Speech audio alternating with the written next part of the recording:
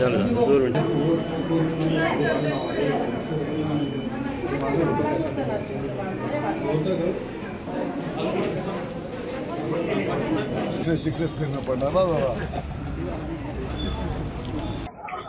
निश्चितपणे आपण जर बघितलं असेल तर अतिशय प्रचंड उत्साह मतदार राजांमध्ये दिसतो आहे।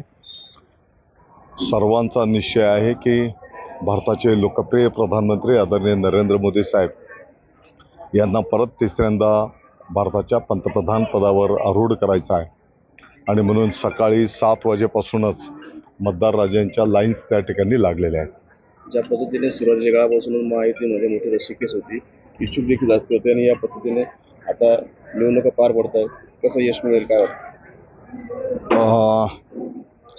जागा मागणं, उमेदवारीच्या संदर्भात मागणी करणं लोकशाही प्रक्रियेमध्ये हा एक प्रत्येकाचा अधिकार आहे, परंतु एकदा वरिष्ठ नेत्यांच्या पातळीवर त्या संदर्भातला निर्णय झाल्याच्या नंतर जो वरिष्ठांनी निर्णय केला त्याची अंमलबजावणी करणं हे प्रत्येक कार्यकर्त्याची जबाबदारी आहे।